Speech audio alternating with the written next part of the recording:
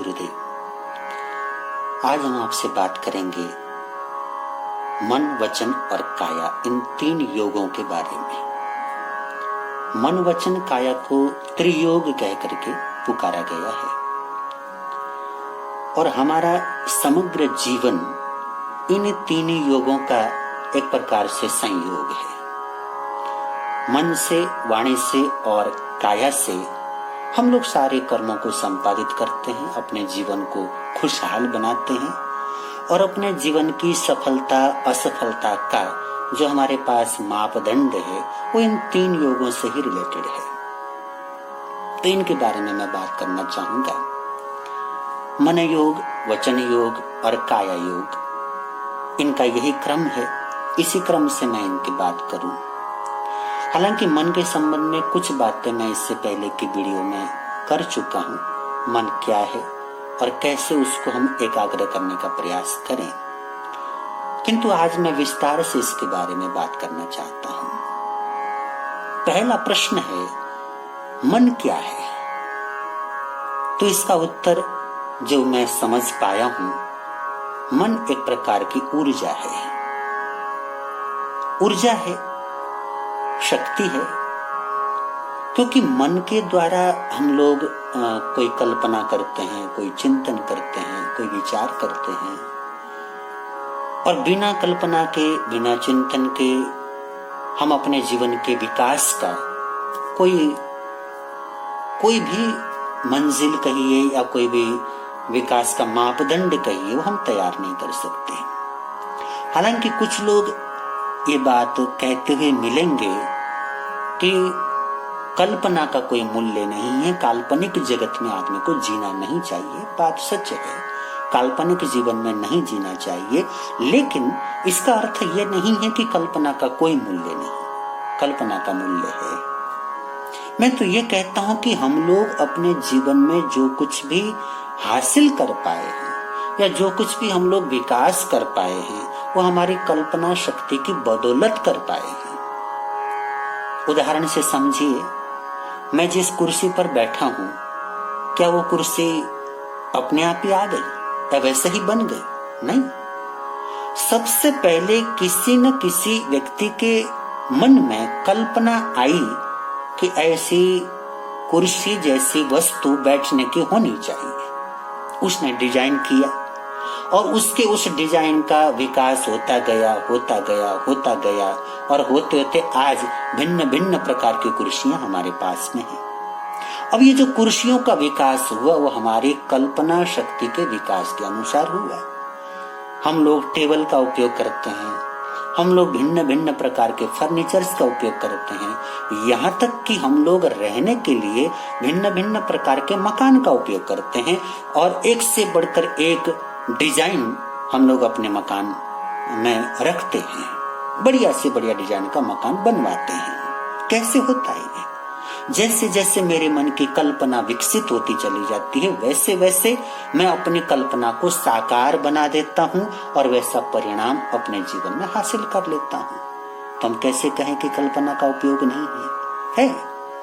जो कुछ भी आदमी विकास कर पाया है, उसके पीछे हमारी कल्पना ही काम करती है। कल्पना तब व्यर्थ होती है जब कल्पना केवल कल्पना रह जाए। अब मान लीजिए आपको भूख लगी और आपने कल्पना कर लिया कि मेरे सामने भोजन आ रहा है, मैं भोजन कर रहा हूं और ऐसी कल्पना किया, तो उस कल्पना से तो भूख मिटेगी नहीं। आपके भीतर कल्पना जागे कि ऐसे ऐसे भोजन चाहिए। अब भोजन के लिए आपको प्रयास करना होगा, परिश्रम करना होगा। मन का काम है कल्पना करना, एक ख्वाब दिखाने के बाद उसके पूर्ति में जो परिश्रम करना पड़ता है, आपके तीनों के तीनों योग सम्मिलित हो जाते हैं। वहां पर मन भी काम करेगा, वाणी भी काम करेगी और आपका तन भी काम करेगा। तब जाकर के आप अपनी कल्पना को साकार कर पाते हैं। तो इससे भली भांति हम समझ जाएंगे कि मन का काम क्या है। जो भी हम लोग अपने जीवन में सोचते, विचारते, कल्पना करते हैं, वो हमारे मन का कार्य है।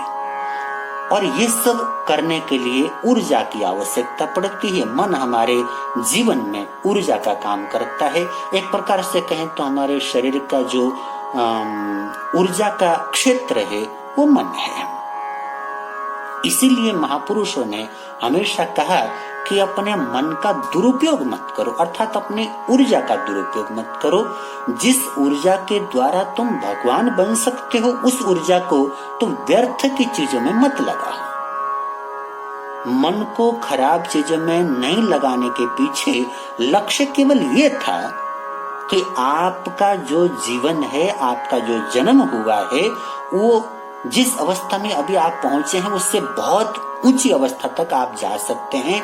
ऐसी क्षमता लेकर के आप आए हैं और उस क्षमता को आप व्यर्थ में गंवा रहे हैं। इसलिए महापुरुषों ने कहा अपने मन का सही सही उपयोग करना सीखो।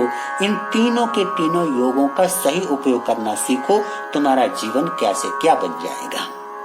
खैर, ये बातें अध्यात्म की बातें हैं, धीरे धीरे हमारी समझ में आएंगी। आज तो मैं केवल इस बारे में बात करने बैठा हूँ कि मन, वचन, काया, इन तीनों के तीनों योगों का हमारे जीवन में क्या रोल है और किस ढंग से हम मन के ऊर्जा के रूप में जो मन है उसका उपयोग कर सकते हैं। हमारे को अक्सर ये सिखाया गया है कि मन को एकाग्र करो और मन का दुरुपयोग मत करो। हम चाहते भी हैं, कौन नहीं चाहता। हर कोई चाहता है कि मन को एकाग्र करूं, मन का दुरुपयोग न करूं, फिर भी मन हमारे वश में होता नहीं है। सच्चाई तो यही है। कैसे करें? देखिए, किसी भी बारे में काम करने के लिए पहले उसके संबंध में भली भांति जानकारी हमारे को होनी चाहिए। अगर उसके संबंध में भली भांति जानकारी होगी तो बड़े प्रेम से हम काम करने में सफल हो जाएंगे। जानकारी नहीं है और काम करने बैठ गए तो काम तो क्या करेंगे, बिगाड़ डालेंगे। इसलिए मन को समझें। मन ऊर्जा है और ऊर्जा का जो काम होता है वो अपने आप में कुछ नहीं करती। जैसा उसका उपयोग करने वाला व्यक्ति करता है वैसा परिणाम ऊर्जा देती है। मान लीजिए मेरे हाथ में डंडा है, मेरे हाथ में तलवार है या कोई शस्त्र है। अब उसका उपयोग मैं जैसा करूंगा वैसा ही परिणाम उस शस्त्र से मिलेगा। मैं चाहूं तो डंडे से किसी का सिर फोड़ सकता हूं, तो मैं चाहूं तो किसी को बचा भी सकता हूं। मैं चाहूं तो तलवार से किसी को काट भी सकता हूं, तो किसी की रक्षा भी कर सकता हूं। तो जो भी चीज मेरे साथ में मेरे पास है उसका जैसा उपयोग मैं करूंगा वैसा परिणाम मुझे मिलेगा। मन हमारा एक साधन है, ऊर्जा के रूप में कुदरत ने जो हमारे को दिया है उसका जैसा उपयोग आप करोगे वैसा परिणाम आपको मिलेगा।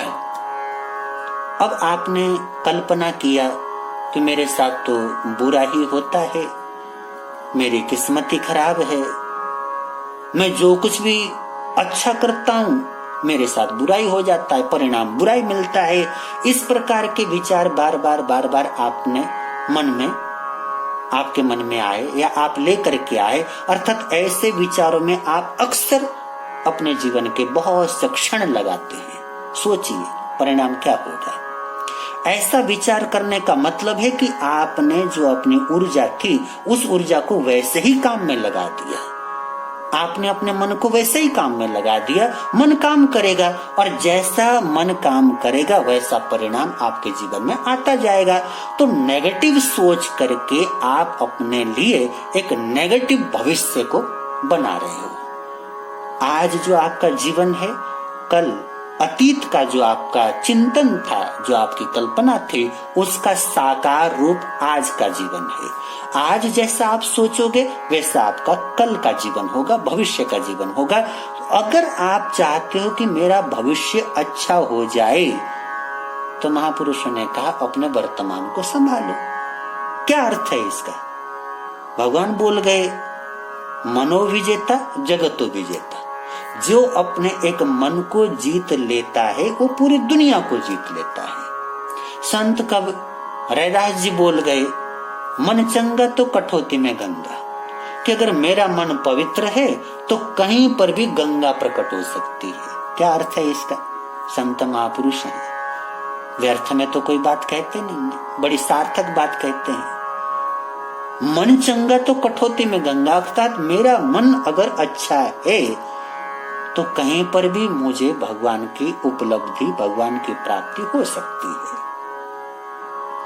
और मेरा मन अगर खराब है तो न चाहते हुए भी मुझे शैतान की उपलब्धि हो जाएगी। दो ही चीजें हैं दुनिया में।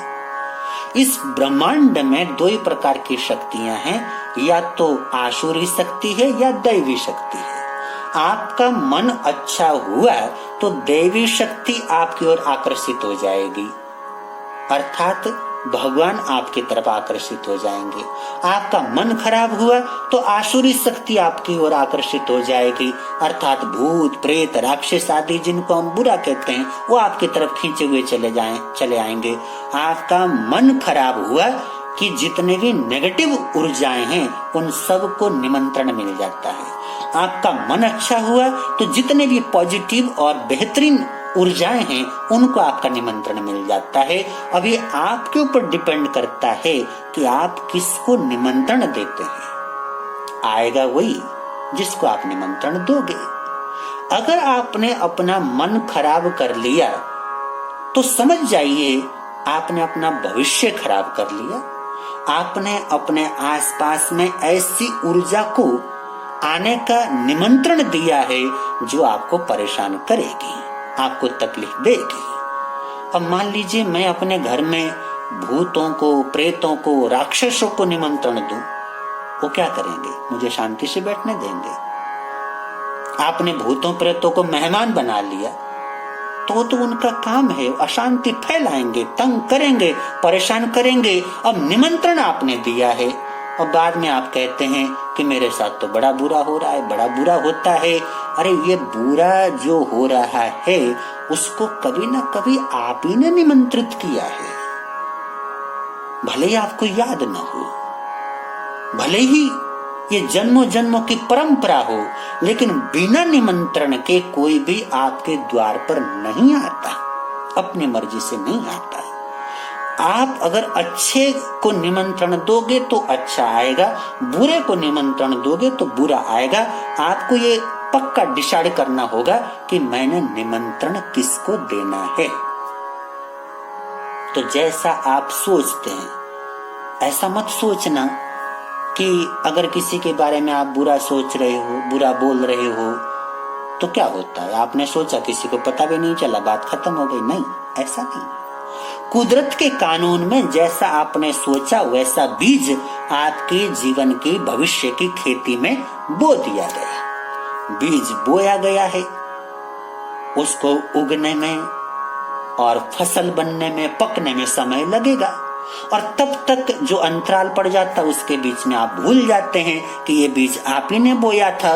जब परिणाम सामने आता है तो आपको लगता है तो ऐसा तो मैंने कोई कर्म किया नहीं, किंतु कर्म आपने किया है।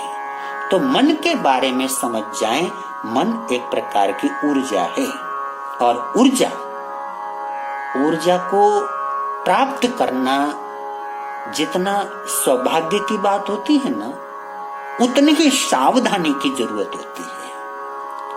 हम लोगों ने एक कहावत अक्सर सुना है बचपन से कि बंदर क्या जाने अदरक का स्वाद, है ना। अर्थात बंदर के लिए अदरक का कोई मूल्य नहीं है। ऐसे ही अगर किसी नासमझ व्यक्ति के हाथ में आप कोई खतरनाक शस्त्र पकड़ा देते हैं तो क्या करेगा? अपने आप को बर्बाद करेगा, दूसरों को बर्बाद करेगा। ऐसे ही कुदरत ने हमारे को मन के रूप में एक ऐसा शस्त्र दिया है जिसका सही उपयोग हम करेंगे तो बहुत लाभ हम प्राप्त कर सकते हैं, उसका दुरुपयोग करेंगे तो बहुत नुकसान कर लेते हैं। इसलिए मन के बारे में भली भांति समझने की जरूरत है, जानने की जरूरत है।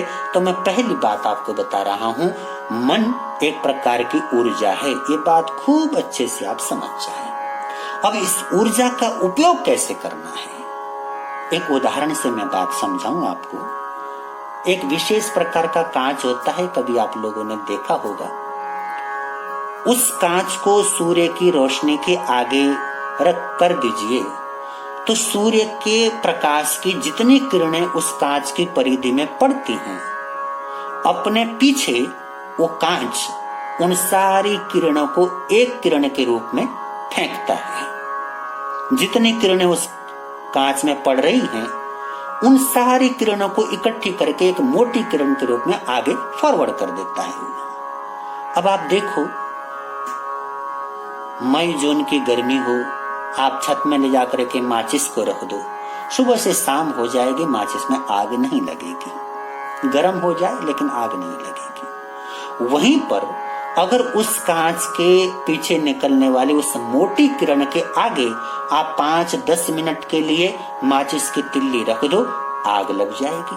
माचिस की तिल्ली की बात छोड़ो, अगर वहां पर सूखे घास रख दो, आग लग जाएगी। ये फर्क कैसे हुआ? वही माचिस है जो सुबह से शाम तक हमने धूप में रखा, उसमें आग नहीं लगी, और वही माचिस की तिल्ली है उस कांच के पीछे निकलने वाली मोटी किरण के साथ लगा करके रख दिया, 5-7-10 मिनट तक हमने प्रयास कर लिया, पर्याप्त हुआ और उसमें आग लग गई। फर्क किस चीज का है?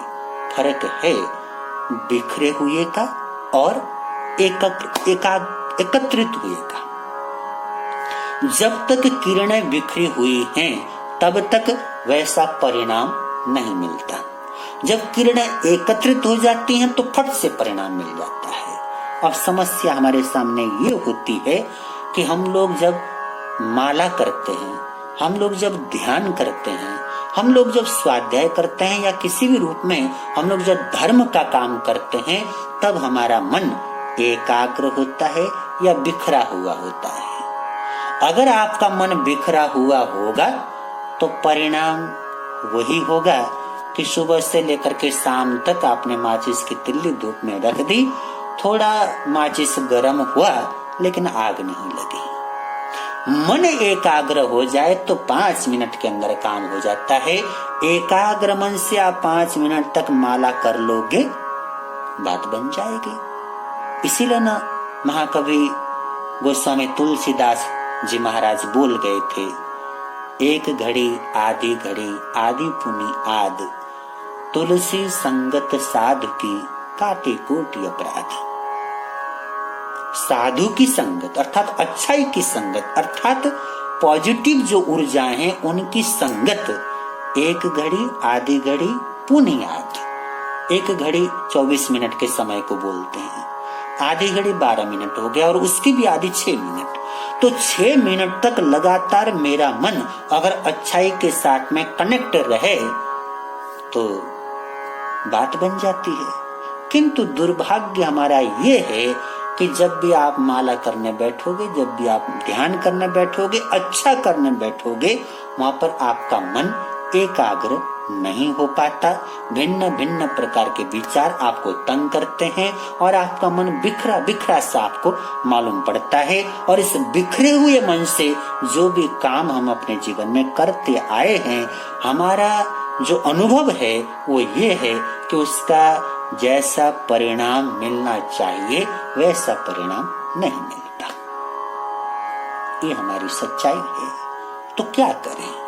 काम करना छोड़ दें या कोई तरीका अपनाएं? अब काम करना छोड़ना तो कोई समझदारी हुई नहीं। जहां चूक है वहां पर इलाज करें।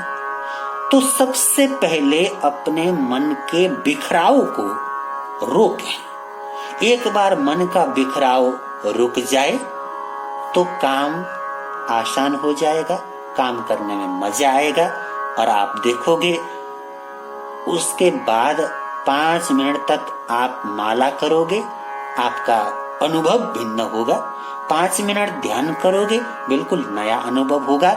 ऐसा हुआ है महापुरुषों के साथ, ऐसा हो रहा है और भविष्य के अंदर भी ऐसा होगा। तो हम लोग अपने मन को एकाग्र करने के लिए या उसके बिखराव को रोकने के लिए क्या करें, इसके संबंध में मैं अगले वीडियो में अपनी बात रखूंगा। समय काफी हो रहा है तो आज इतनी ही बात कह करके आपसे विदा लेना चाहता हूँ। इन मोटी मोटी बातों को बिल्कुल ध्यान में रखें। मन, वचन और काया, ये तीनों के तीनों आपके लिए कुदरत के वरदान हैं। इन तीनों का सदुपयोग आपको भगवान बना देता है और इन तीनों का दुरुपयोग आपको शैतान बना देता है। तो ये बात भली भांति समझ जाएं और मन की एकाग्रता से मन के बिखराव को समाप्त कर देने से हमारे जीवन में भरपूर सफलता हम प्राप्त कर पाते हैं। इस बात को आप ध्यान रखें, कैसे मन के बिखराव को खत्म करें और मन को हम लोग एक केंद्र के रूप में, एक किरण के रूप में मन की ऊर्जा को संगठित करें, उसके संबंध में मैं अगली बार आपके सामने बात करूंगा। आज के लिए इतना ही। जय गुरुदेव।